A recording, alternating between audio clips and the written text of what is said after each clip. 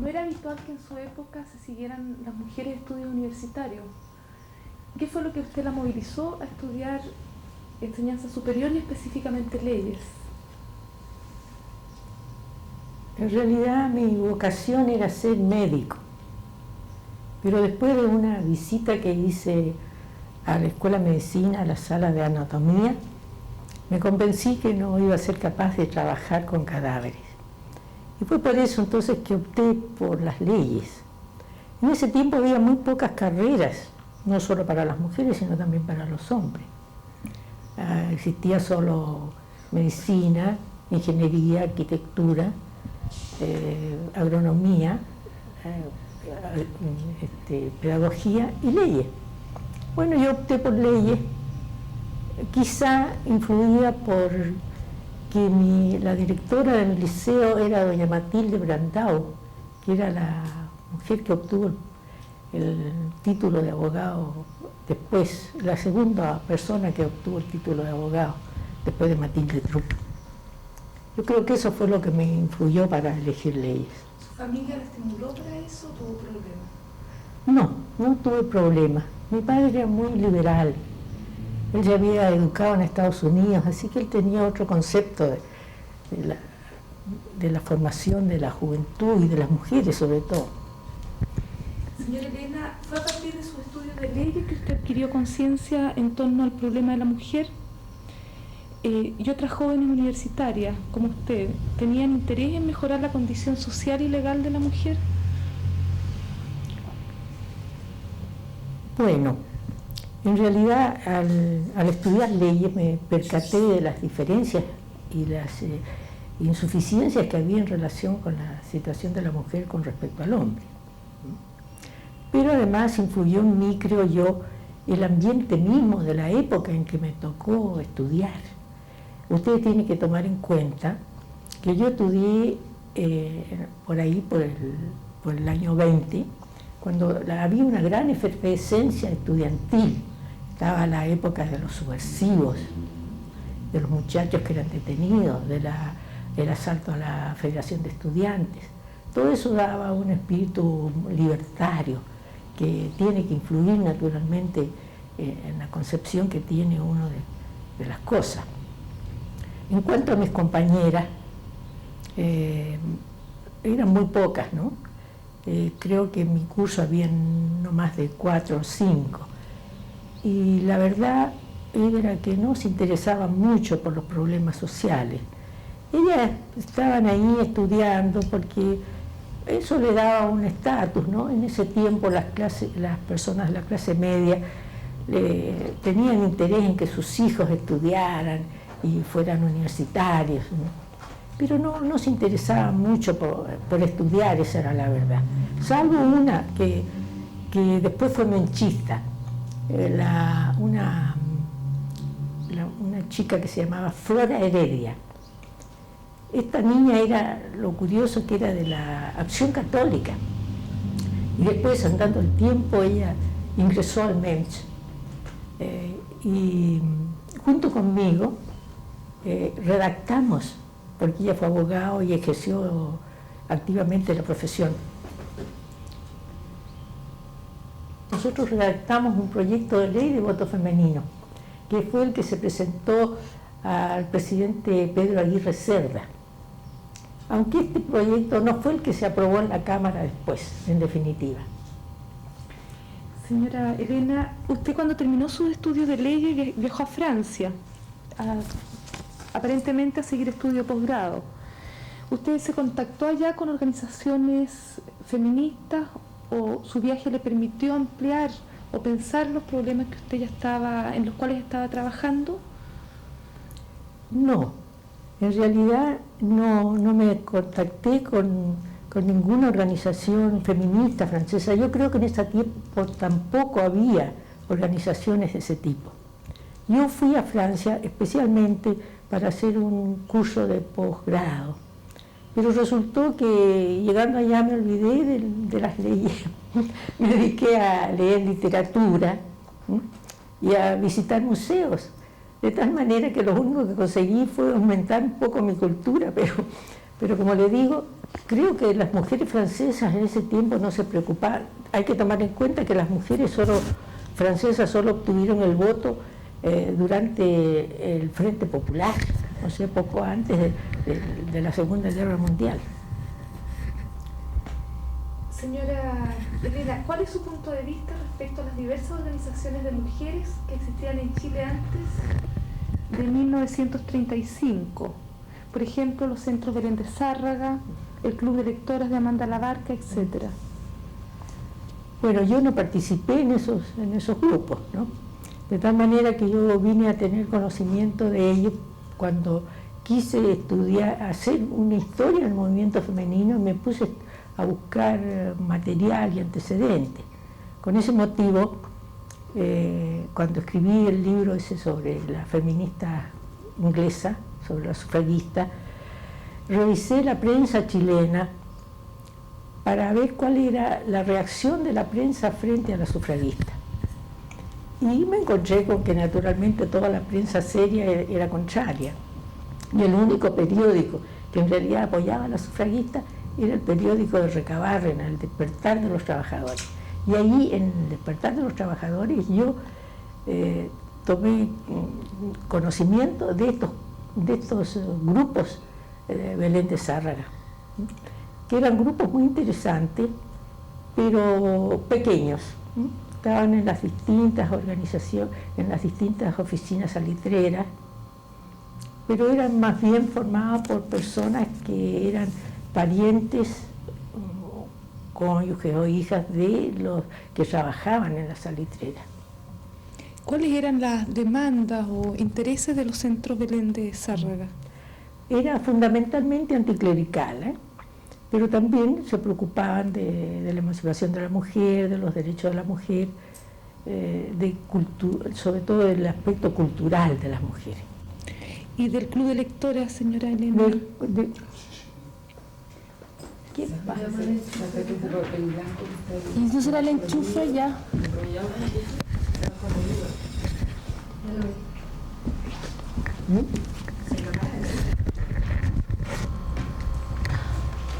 ¿Y el enchufe? ¿Por qué no ves el enchufe ahí? Está bien. Cambiemos este papá. A ver, espérate, no lo vas a enchufar. Ya. Señora Elena, ¿cuál es su opinión sobre el Club de Lectoras en la investigación que usted hizo? ¿O qué rol le adjudica usted a ese? Bueno, el Club de Lectura, lo mismo que todas las anteriores al año 35. Yo le pongo el caso del Consejo Nacional de Mujeres, de la Unión Femenina de Valparaíso.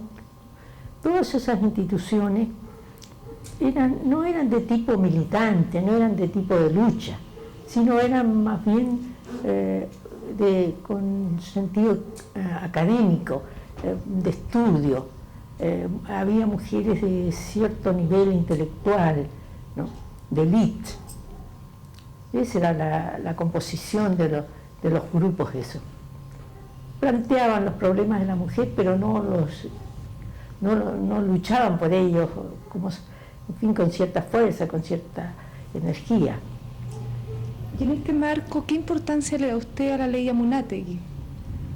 Pero un gran importancia, de tal manera que yo creo que cuando se habla del movimiento femenino chileno hay que partir del decreto Amunátegui, ¿no? Es la que permite entrar a la mujer a la universidad. Señora Elena, ¿de qué manera se forma el MEMCH y cómo usted llega a ser su secretaria general? Su primera secretaria general. Yo pienso que las instituciones se forman no porque un grupo de mujeres se reúnan y decidan realizarlo, constituirlo, sino que tienen que confluir ciertos factores importantes, factores históricos, factores económicos, factores culturales, que son los que hacen emerger la institución y además la hacen duradera. Porque si estos factores no existen, las instituciones son fugaces. Y en ese marco, ¿cómo se forma el MEMCH? En ese marco se forma precisamente porque el ambiente estaba propicio. Precisamente en los años en que se forma el MEMS estaba en desarrollo la idea del Frente Popular. Había una gran agitación sobre esa reunión de los grupos progresistas. Además, en ese momento había bastantes mujeres que tenían título universitario. Había aumentado enormemente el número de mujeres que trabajaban en la industria, en el comercio, que trabajaban también en la administración pública. Entonces todo esto hizo que las mujeres se dieran cuenta de la necesidad de luchar por sus derechos.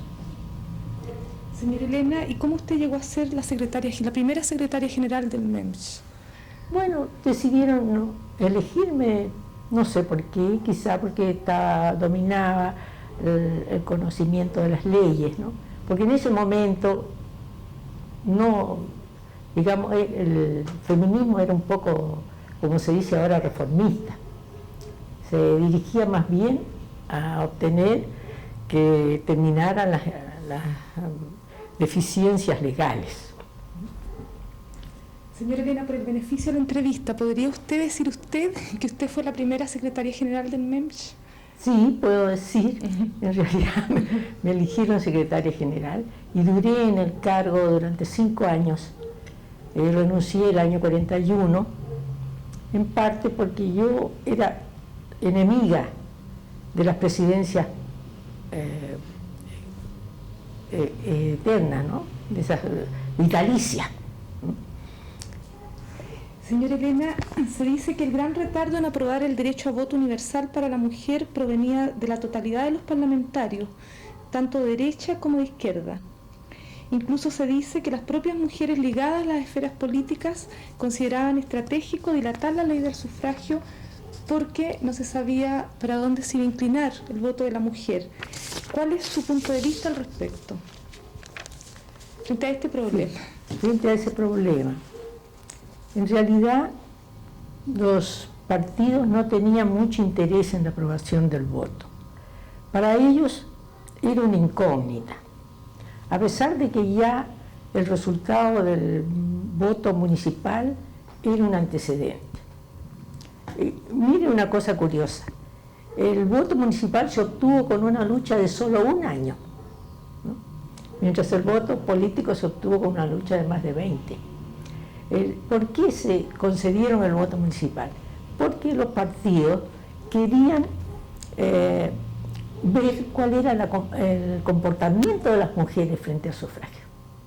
Resulta que el comportamiento de las mujeres fue bastante pernicioso para el voto político, porque las mujeres en la primera elección municipal se volcaron a los sectores reaccionarios.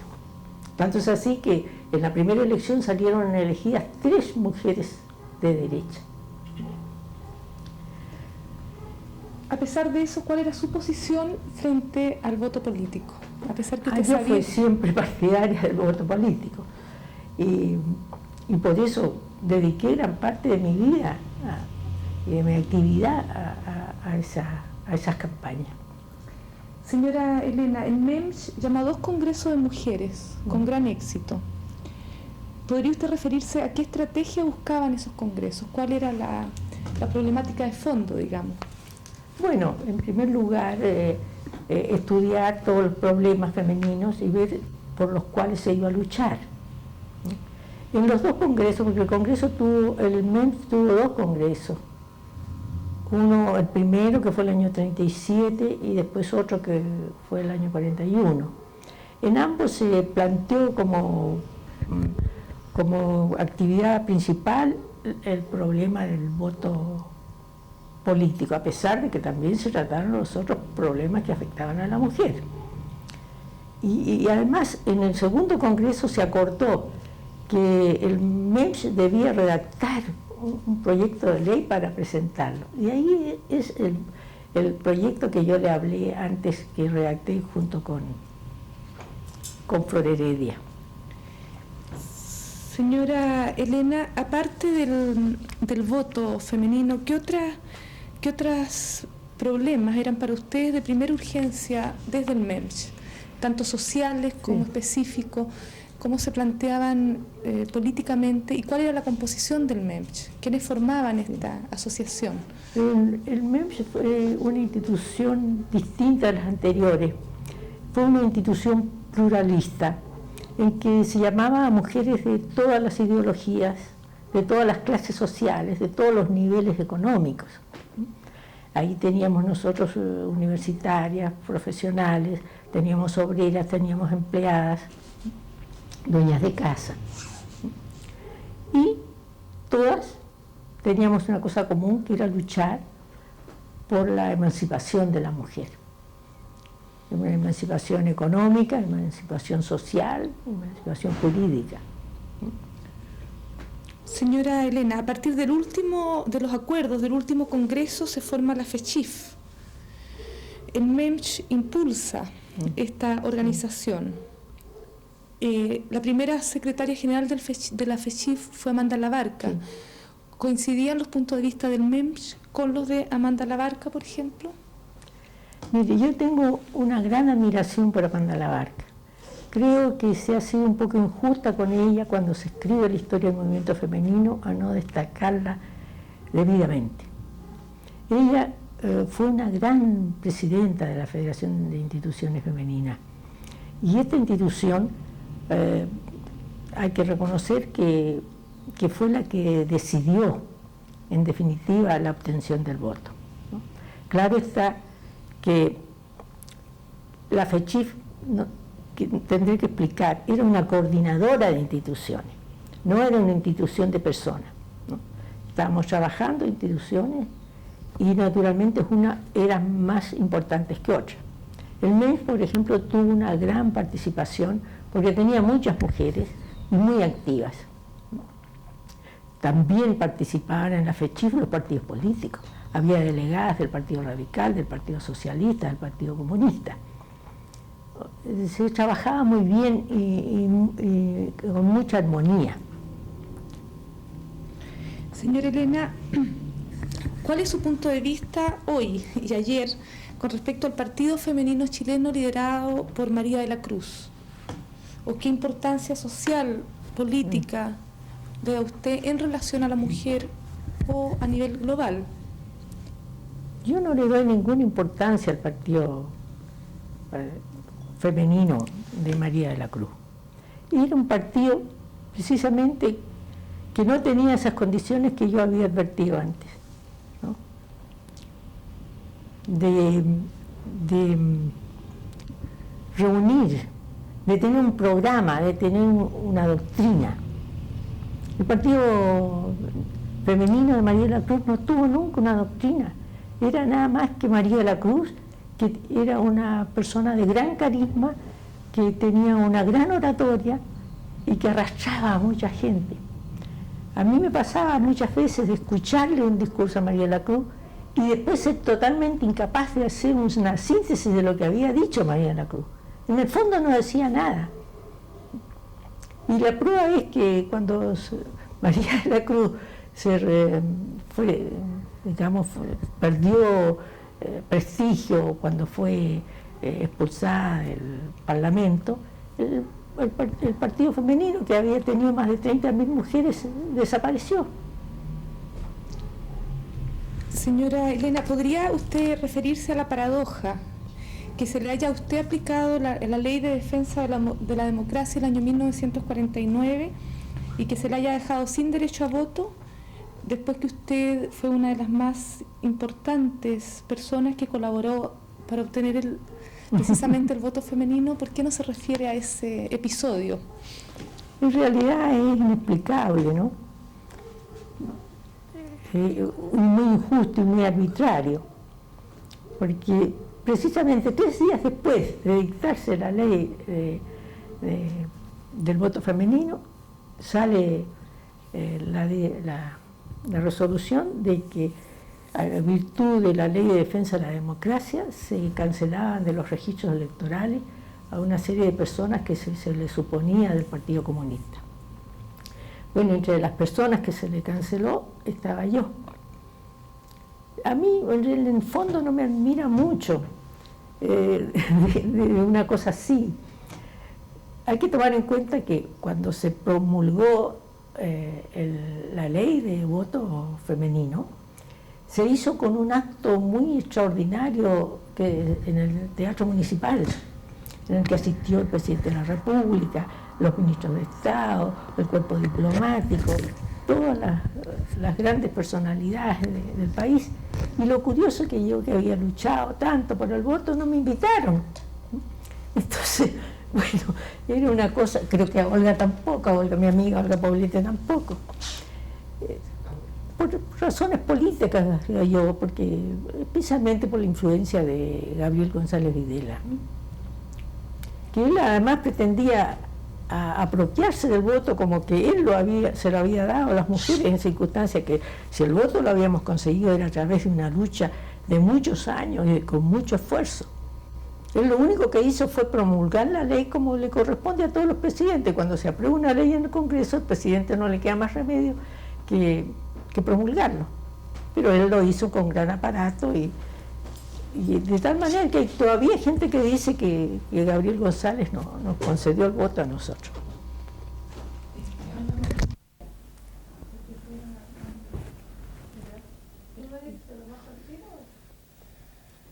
No, yo pienso que se pone encima los libros. Los libros de la señora Elena, que ha publicado ella. Sí, pero no al tiro, más ratito. Ya. Sí. Ustedes me dicen. Entonces, de nuevo, señora Elena, ¿por qué se había acabado la cinta? ¿De qué manera se forma el MEMS? Como que, un poco lo que estaba diciendo, incluso lo mismo que lo ha dicho varias veces. Eso es lo que realmente pienso que las instituciones nacen cuando se confluyen determinados factores culturales, históricos, económicos y sociales, ¿no? Y esos factores precisamente se produjeron en el nacimiento del MEMS. Recuerden que el MEMS nace en la década del 30, cuando en Europa había dos partidos con regímenes totalitarios, fascistas. En España los republicanos luchaban contra Franco. Francia e Inglaterra estaban temblando ante el peligro de la guerra. Pero mientras tanto en Chile, aquí los partidos de izquierda estaban en un momento muy importante, muy floreciente. Ya se hablaba de la formación del Frente Popular. Además había muchas mujeres, no muchas, pero bastantes, que habían obtenido títulos profesionales. Había una gran cantidad de mujeres que ya estaban incorporadas en la vida económica del país. Todo eso contribuyó a que un grupo de mujeres decidiera formar una institución que defendiera sus derechos. Y así fue como nació el movimiento por emancipación de la mujer, que tengo que decir que cuando en las primeras reuniones se discutió mucho el nombre y al fin se decidió por llamarlo Movimiento por Emancipación de las Mujeres de Chile. En ese tiempo, estamos hablando de hace casi 60 años, hablar de emancipación era realmente algo como obsceno, ¿no? Bueno, ¿qué querían estas mujeres? Un verdadero libertinaje. Y entonces de ahí nació una serie de ataques que recibimos nosotros de parte de los sectores reaccionarios y conservadores de este país. ¿Está entrando eso, no? Sí. No. ¿Va a tener que salir qué? Ya. Entonces, ¿dónde? ¿Cuál es? Allá. No, si eso está dicho. ¿Sabes? Vamos a tener que... Se puso a toser la quena, entonces nos tapó un poco la última parte. Si usted pudiera decir que eso causaba un cierto espanto, la formación del MEMS, pudiera repetir de ahí, por favor. Sí. El nombre fue muy resistido y me despertó muchos ataques de parte de los sectores reaccionarios y conservadores de este país. Porque se suponía, en fin, que nosotros pensábamos poco menos que dedicarnos al libertinaje, porque ser emancipados, bueno, en ese tiempo era una cosa muy, muy fea, muy obscena. Y usted, señora Elena, ¿cómo llega a ser la primera secretaria general del MEMS? Y si pudiera decir que usted fue la primera secretaria general. Sí, el MEMS en su primera reunión me designó secretaria general. Yo no sé exactamente por qué. Me imagino que era porque yo en las sesiones preliminares había demostrado tener un conocimiento bastante amplio de la situación legal de la mujer en Chile.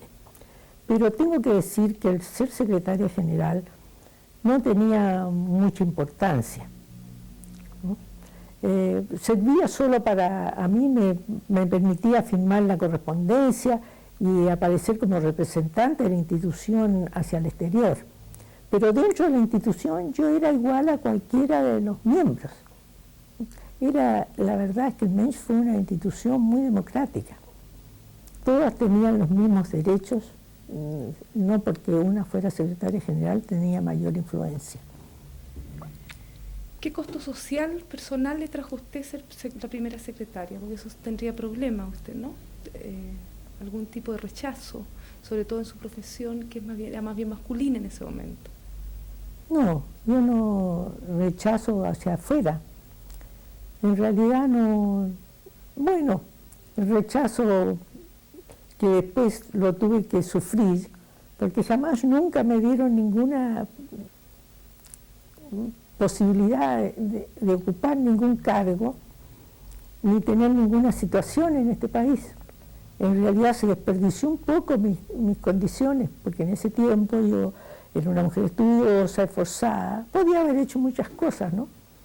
Pero el hecho de estar timbrada como persona así de extrema izquierda me quitó muchas posibilidades.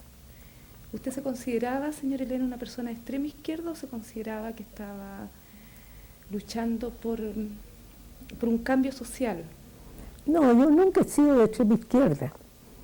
Al contrario, me considero yo misma un poco amarilla, ¿no? Pero hacia afuera siempre he tenido ese timbre, ¿no? Esa etiqueta.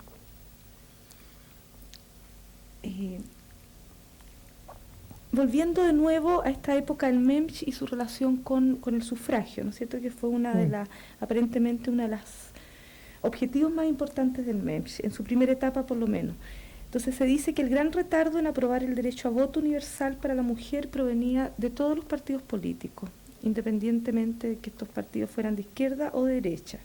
Incluso se dice que las mismas mujeres ligadas a la esfera política, incluso las mujeres más conscientes, consideraban importante dilatar el derecho al sufragio porque los votos municipales estaban dando la tendencia del voto de la mujer iba hacia los sectores de derecha. ¿Cómo abordaba usted ese problema y tal vez cómo lo ve ahora? Bueno, no cabe duda que todos los partidos, tanto de izquierda como de derecha, pusieron todas cortapisas para la obtención del voto. Ellos no querían que las mujeres votaran. Primero porque no sabían cuál iba a ser el comportamiento de las mujeres frente a sus respectivos partidos.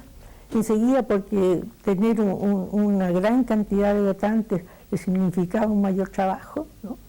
Tenía que hacer mayor trabajo de captación, mayor trabajo de capacitación. Entonces ellos trataron por todos los medios de retardar la dictación de la ley. Pero al final no les cupo más remedio que aceptarlo por la presión que ejercieron las mujeres a través de muchos años. En el caso particular suyo, señora Elena, tengo entendido que Amanda Labarca era partidaria del voto de la mujer siempre y cuando esa mujer accediera a la educación.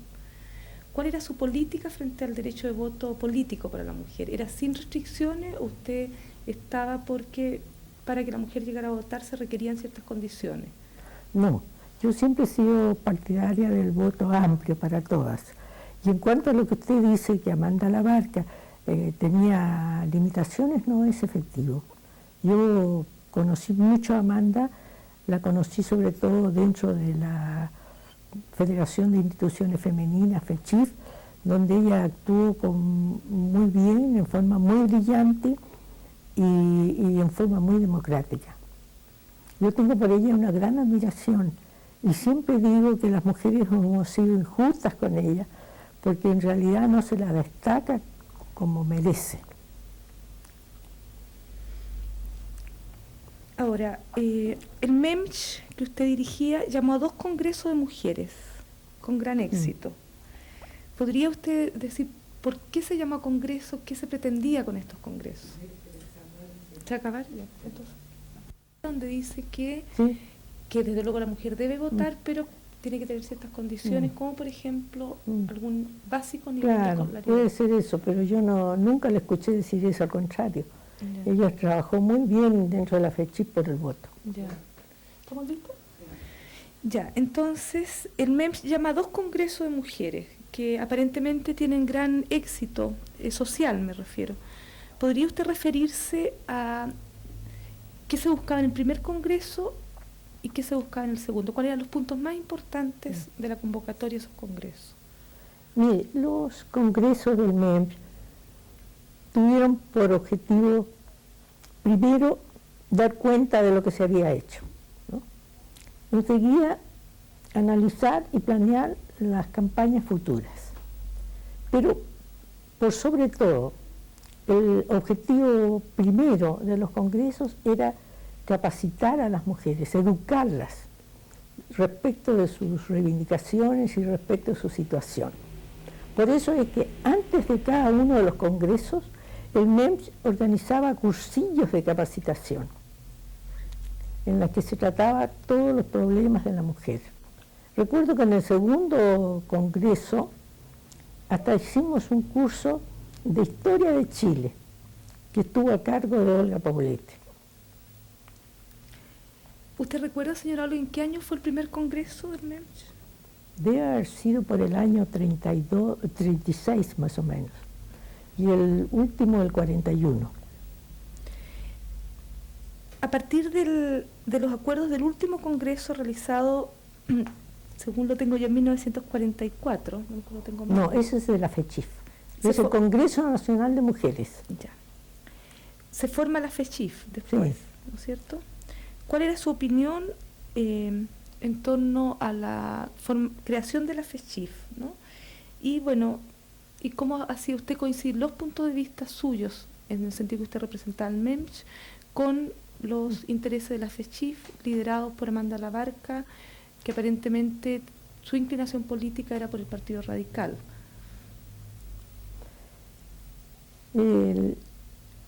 La FECHIF nació del primer Congreso Nacional de Mujeres, no nació por iniciativa del MEMS, sino de un grupo grande de mujeres que formó el Congreso Nacional de Mujeres.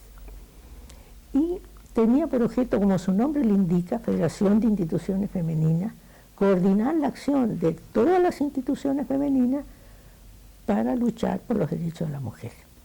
En este primer congreso eligieron presidenta a la señora Amanda Labarca, que se desempeñó, como ya he dicho, en forma muy brillante y muy democrática.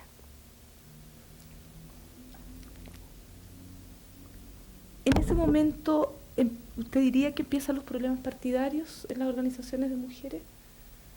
No, en ese momento no, sino después. La verdad es que los problemas surgen cuando llega al poder Gabriel González Videla, quien empieza entonces una gran campaña contra los sectores populares y a esa política se adhieren el grupo radical que estaba en la FECHIF. Tanto es así que obtuvieron ellas la expulsión de las delegaciones, de las delegadas del Partido Comunista, porque dentro de la FECHIF, además de organizaciones femeninas, había delegadas de los distintos partidos políticos, del socialista, del radical, del comunista. ¿Cuál fue su posición frente a esta división? Bueno, yo no me abandericé en el asunto, no me gustó la decisión de la FECHIF de expulsar a las comunistas, que por lo demás lo tomaron en un acuerdo sin mayoría, y entonces decidí retirarme porque no estaba de acuerdo. Esa fue mi posición, porque no me gusta pelear, ¿sabes? Prefiero irme donde no me quieren. Partido femenino chileno, y al hablar de partido femenino chileno tenemos que hablar de María de la Cruz. ¿Cuál es su punto de vista? Bueno, el partido femenino fue una institución de vida muy fugaz y que no dejó ninguna huella. Y era sencillamente porque ese no era un partido que tuviera principios, era un partido que sencillamente podía haberse llamado perfectamente Partido María de la Cruz. Si usted examina la historia, ve que el partido femenino no hizo ningún aporte a las reivindicaciones de la mujer. María de la Cruz era una mujer de gran carisma, que tenía una condición muy rara en las mujeres chilenas y era buena oradora. Y con ese motivo arrastraba a mucha gente. Pero sus discursos eran sin ninguna consistencia. Ella hablaba y realmente uno no sabía después hacer un resumen de lo que había dicho. ¿El MEMS tuvo alguna conexión con el partido femenino? No, ninguna. ¿O discusión?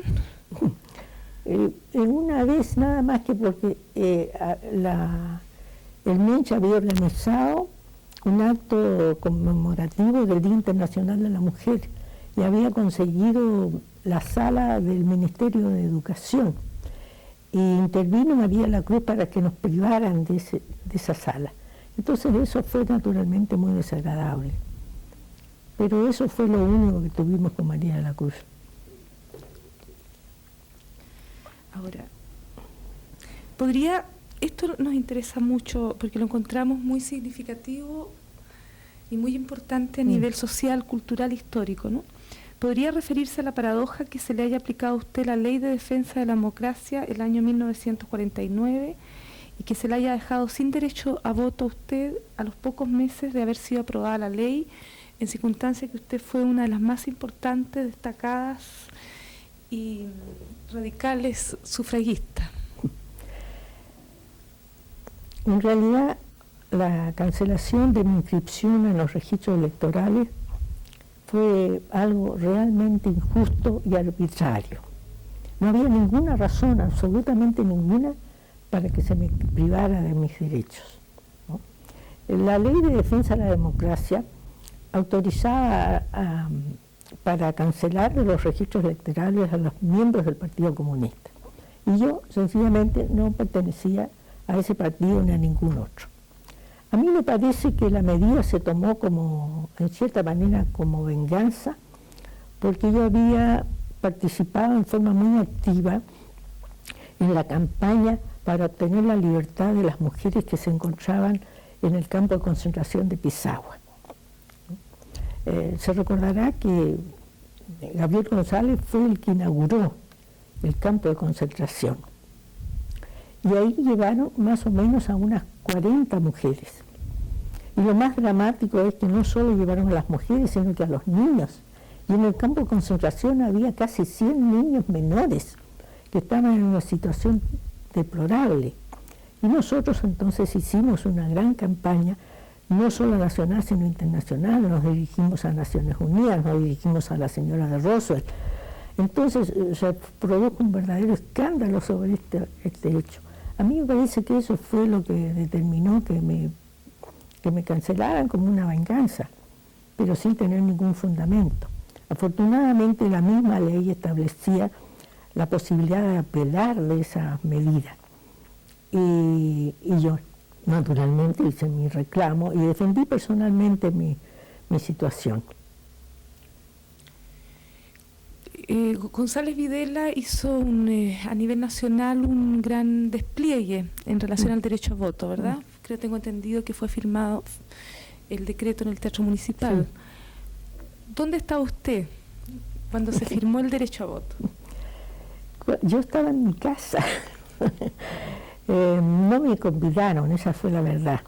Y yo soy una persona que no voy a ninguna parte donde no me conviden. Gabriel González tenía mucho interés en aparecer él como que él nos había dado el voto a las mujeres. Y todavía ahora hay gente que así lo afirman. Y la verdad no es esa. La verdad es que el voto se obtuvo con la lucha de más de 20 años que sostuvieron las mujeres chilenas.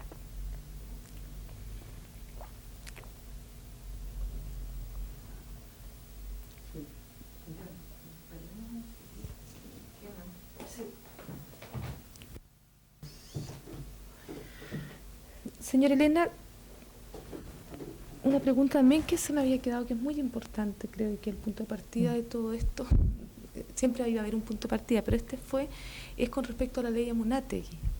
¿Por qué usted cree que esa ley se promulgó fue un primer país de Latinoamérica que promulgó esa ley? ¿Por qué cree usted que surgió en Chile tan precozmente esa ley y de qué manera esa ley, si usted para que la gente que ve este video entienda, digamos, ¿no? Una cosa más bien pedagógica. ¿Qué importancia tiene esta ley dentro de todo lo que estamos viviendo hoy?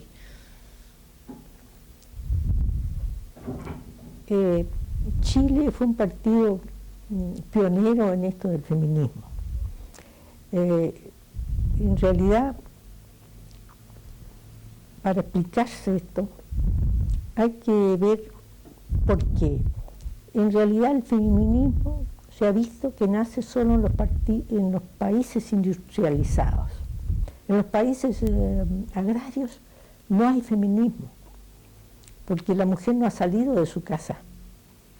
En cambio, Chile tenía un gran avance económico con motivo de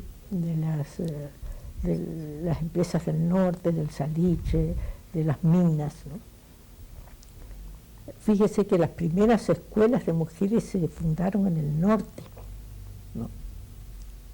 Las primeras escuelas de segunda enseñanza se fundó en el norte. Entonces eso permitió que las mujeres tuvieran una mayor capacidad, una mayor educación. Y ustedes saben que el decreto Amunátegui salió en gran parte por la influencia de dos profesoras, ¿no? La señora Lebrun de Pinochet y la señora, ¿cómo se llama la otra? Se me fue. Que tiene su monumento aquí en la Alameda, las dos.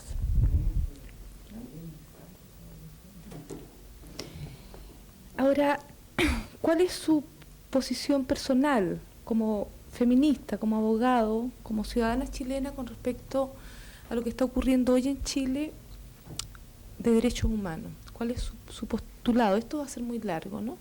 Y por lo tanto su respuesta es vigente, creo que para muchísimos años, a partir de lo que está pasando en Pisagua y de lo que esperamos se siga clarificando. ¿Qué ha pensado usted al ver por la televisión o leer en los diarios esto? La lucha por los derechos humanos la iniciamos las mujeres no ahora, sino que desde que se instauró el gobierno de Pinochet.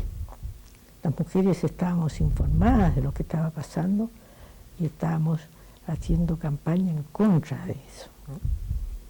Ahora para nosotros no es una sorpresa que se descubran las fosas, porque sabíamos que existían y sabían lo que habían cometido estos caballeros, ¿no?, en contra del pueblo chileno. Esto tiene que aclararse, tiene que convencerse todo el mundo de esta realidad, de estos crímenes que han pasado en este país. Y mientras eso no ocurra, no va a haber paz. Ahora que nos damos cuenta al mismo tiempo de que hay una gran fuerza de parte de los militares, de que no quieren que esto se aclare porque ellos son los responsables, ¿no? Y que no me digan que no sabían, porque si lo sabíamos nosotros, ¿por qué no lo iban a saber ellos que estaban mandando, ¿no? Por último, señora Elena, después de su importante historia personal que ha tenido usted, personal, social, feminista, ¿cómo se definiría usted? Si tuviera que definir, sé que es muy difícil, sé que es muy difícil porque siempre es mejor que a uno la defina que tener que definirse. Pero ¿cómo se definiría usted en torno a qué valores, a qué expectativas, a qué, mirando su vida, qué le parece a usted más importante de su vida, de sus aspiraciones, qué es lo que lamenta también? Es muy difícil, no le podría darme una definición de mi persona.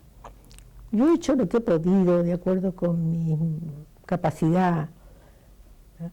y del medio en que me ha tocado vivir. Pero naturalmente tengo que reconocer que tengo fallas, que tengo deficiencias. La primera de ellas es que soy una persona tímida, es curioso. A pesar de que siempre he sido una luchadora, soy una tímida. Y no he podido superar esa situación. Pero dentro de ese estado, que es muy comprensible, ¿cuáles son las cosas que usted, haciendo un balance, ¿no es cierto?, más la gratifican y qué cosa le perturba, algo que no ha hecho, o no hizo, o no pudo, o no quiso hacer? Primero, ¿qué es lo que le gratifica y después qué es lo que a usted le habría faltado? Un poco hablando de deseo ya. Mira, a mí me gratifica lo que he escrito, ¿no?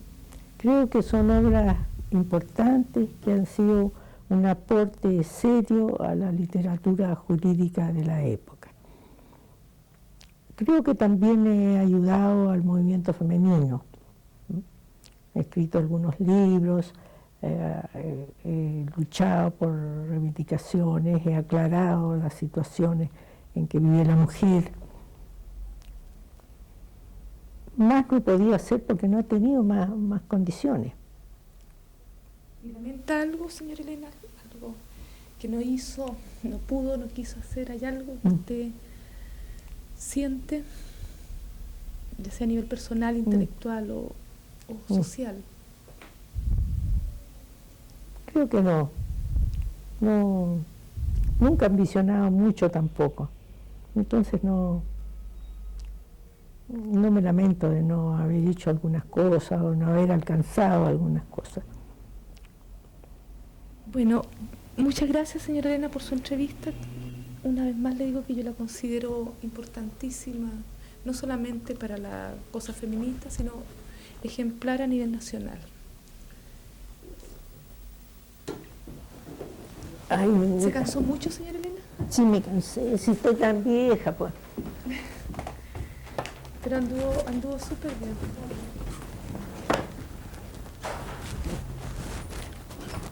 Yo creo que estuvo bastante bien, señora Elena. Yo no creo ya. En todo caso ya tenemos el suficiente material porque ya Sí, tenemos... para elegir después. ¿Quieres mirar algunas imágenes? No, Después le traemos cuando me una traen una cinta. sí. Ahora lo que nosotros queremos hacer 2 videos. Yo le expliqué la otra vez. Uno con la historia de la mujer. Sí. A ver, venga para acá. Uno sobre la historia de la mujer Sí. y otro para usted sola. Usted personalmente como...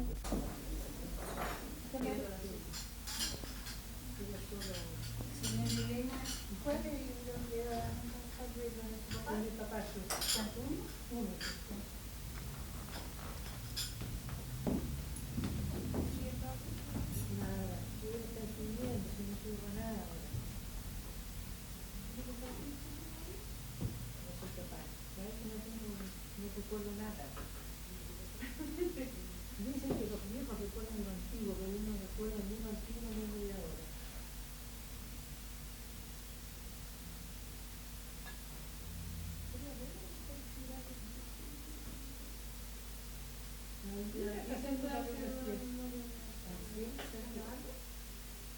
No, está escribiendo material, está juntando material.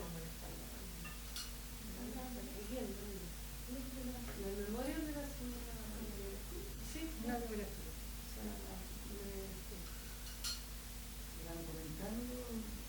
No, ella me pregunta cosas así de papeles. En primer lugar revisan mis archivos y después me pregunta las cosas. ¿Cómo está usted ahora? Muy bien. Mira, siempre con sus dolorcitos en la pierna, con sus dolorcitos de la columna.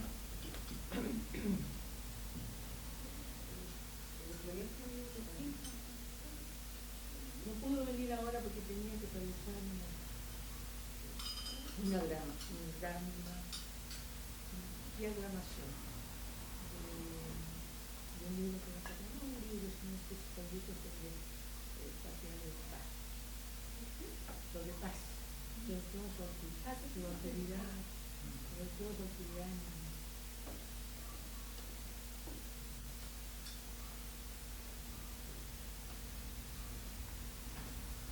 cada una se siempre hace un gusto, porque yo soy mi mamá, sabe que a propósito como que estaba en mi marido, él se sentaba ahí y me dejaba.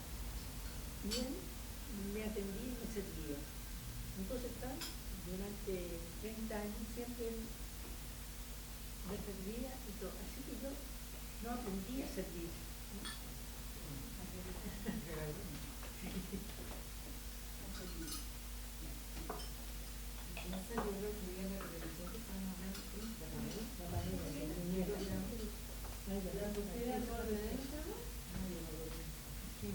¿Cuántas veces me pedí una vez a la semana? Sí, una vez a la semana, 6 programas.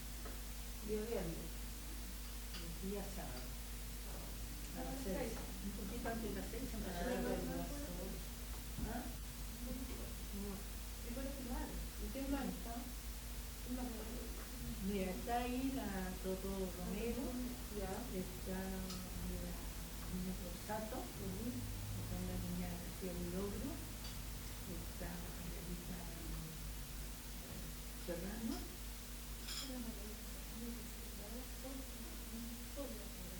y la Margarita. Invitan a leer el 7. Cerrar el horario. Y yo supe que no había estado y yo juraba que iba a ser en la noche.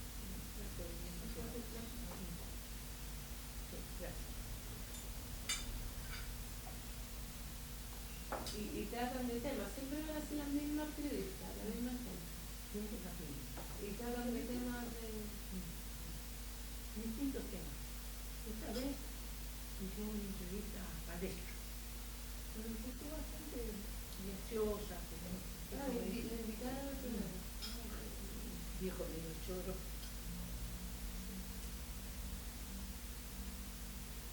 Pujante, como serían los años 40, 50, no emprendió una carrera política? ¿O por qué sé que algunas mujeres pertenecientes al MEMCHU lo hicieron, como Julieta Campuzano, por ejemplo, pero ¿por qué usted, que era la ideóloga y una intelectual en esos tiempos, por qué usted no emprendió una carrera política? La verdad es que yo nunca he tenido vocación política. Quizá influyó en mí una experiencia que tuve a comienzos de mi carrera feminista. Yo había sido secretaria de organización del comité de la candidatura de don Pedro Aguirre Cerda. Resultó que don Pedro Aguirre Cerda quedó elegido presidente y la gente supuso que yo era una persona muy influyente. Entonces empezaron a llegar aquí a mi casa muchas personas a pedirme el apoyo para que los nombrara para determinados cargos. Eso me produjo a mí un gran... no me gustó, esa es la verdad, y quedé como alérgica al poder. Usted habla ahí de que en cambio otras personas del MEMCH siguieron carrera política, pero recuerde que Julieta Campuzano pertenecía a un partido político desde antes. En cambio las menchistas apolíticas no se les vio nunca en ningún cargo. Pero usted en una entrevista dijo que quizás fue un error la política del MEMS de no llevar a sus dirigentes a la arena política. Mire, yo soy realista y reconozco que las instituciones, en primer lugar, las instituciones feministas tienen que ser autónomas. Y dentro de su situación así de autonomía, pienso que tienen que llegar a ciertas esferas de poder para poder realizar sus fines, para poder realizar sus conquistas. De tal manera que no hay contradicción entre mi posición personal y el que las organizaciones femeninas actúen en política. Entonces, para explicitar mejor esta parte, ¿usted piensa, su posición personal es que las organizaciones de mujeres deben ser autónomas de los partidos políticos? Sí.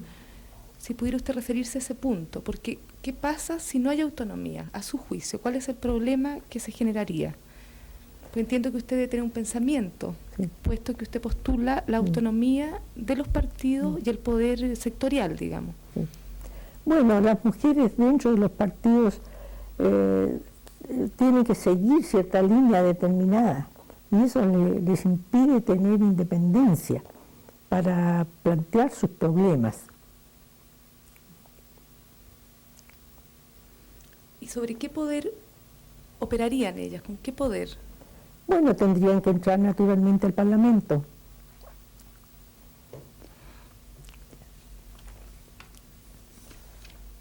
A su juicio, ¿por qué una vez que las mujeres consiguen el voto político, ese momento es coincidente con la desarticulación de la fuerza de los movimientos de mujeres? Bueno, se produce en realidad una baja en la actividad femenina, pero no total. En realidad siguen funcionando algunas instituciones femeninas bastante importantes, como fue la Unión de Mujeres, como fue el Comité Femenino de Unidad. También en tiempo de la Unidad Popular se celebró en Chile un gran congreso latinoamericano de mujeres. O sea, hubo actividad femenina, pero un poco más disminuida. En concreto, parece que usted también fuera una figura que fue tocada por el voto político, en el sentido de que usted, no diría que se retira, pero sí ya no dirige una organización tan importante y tan pública, ¿no? ¿Cómo siguió su percepción, su pensamiento, su mirada sobre el problema de la mujer después del año 50? ¿Cómo trabajó usted? Bueno, yo nunca dejé de ser feminista y la prueba es que cuando empecé a ejercer la profesión y después me dediqué al estudio del derecho, escribí algunos libros de derecho que tocan a problemas de la mujer. Entonces aquí yo pondría los libros.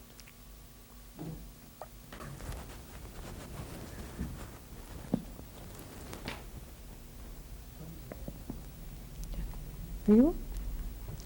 Bueno, uno de mis libros se llama La capacidad de la mujer casada con relación a sus bienes.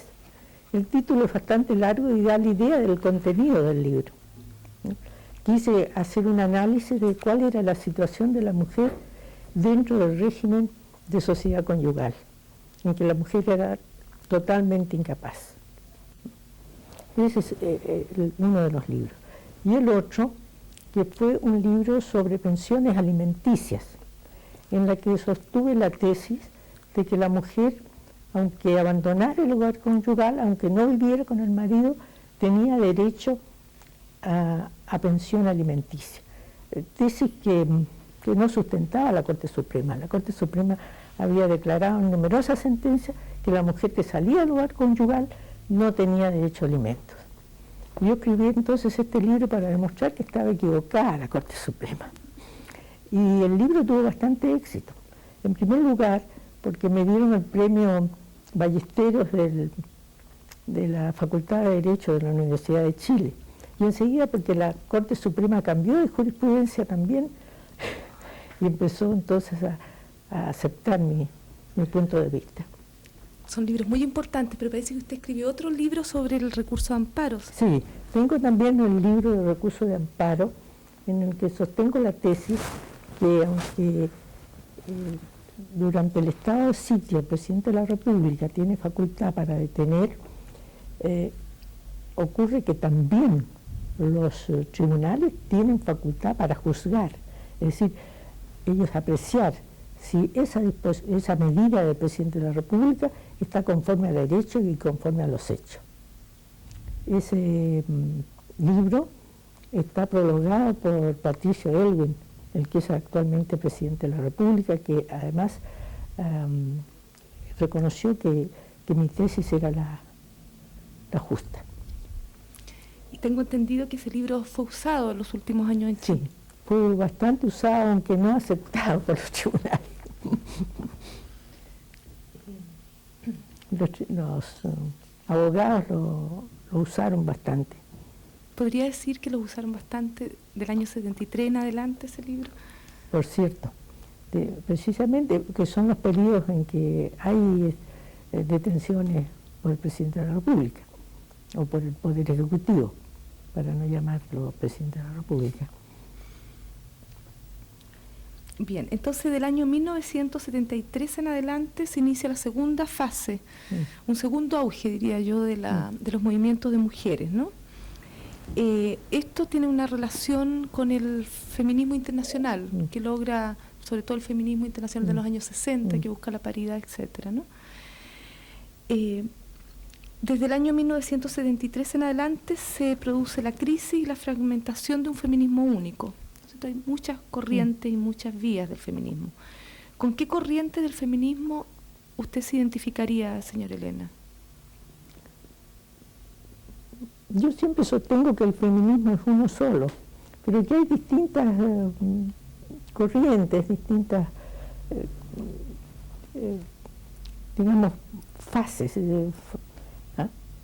o orientaciones. Tenemos el feminismo reformista, que es el que persigue solamente la igualdad de la mujer ante la ley. Después hay otro feminismo, el feminismo radical, que pone el acento en el problema del sexo, especialmente en el derecho